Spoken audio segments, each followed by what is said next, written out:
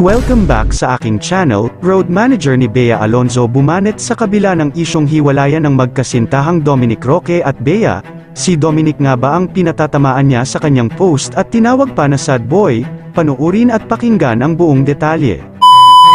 Hanggang ngayon nga ay mainit pa rin na pinag-uusapan sa social media ang hiwalayan ng magkasintahan na si Dominic Roque at Bea Alonzo. Matapos kasi ang mga naging pahayag ni Bea na tila pamamahiya at disrespect kay Dominic Roque ay marami tuloy ang naghinala na hiwalay na ang dalawa. At hanggang sa kumpirmahin nga ito ng showbiz columnist OG Diaz na ayon sa kanyang reliable source, ay hiwalay na umano ang dalawa. At dahil din sa pagkumpirma ni OG, dito lumabas din ang mga balita na hindi boto ang mommy ni Bea kay Dominic dahil alam naman ng lahat na mas mayaman si Bea kaysa sa kanyang fiancé.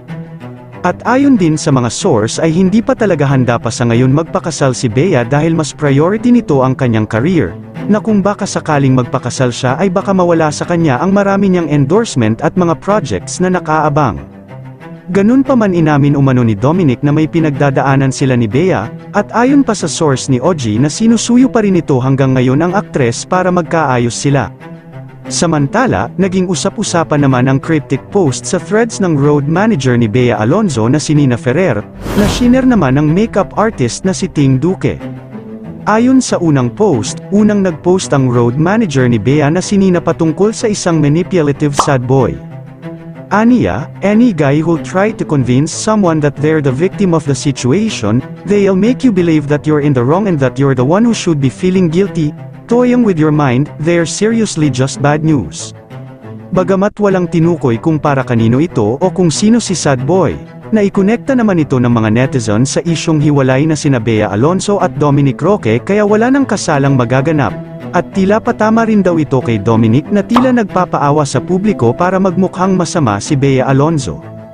Matatandaang sinabi ni OG Diaz sa kanyang entertainment vlog na OG Diaz Showbiz Update, na ayon sa kanyang source, talagang hiwalay na raw ang dalawa. Ang Japan trip ng dalawa na mapapanood sa vlog ni Bea ay ang huling pagsasama na raw ng dalawa. Wala kang alam sa nararamdaman ko. Kayo mga ka-showbiz, anong masasabi nyo sa ating showbiz topic ngayon?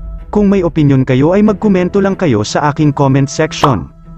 At syempre kung bago pa lang kayo sa aking channel ay mag-subscribe na kayo para lagi kayong updated sa mga showbiz trends na ina-upload ko. Maraming salamat po.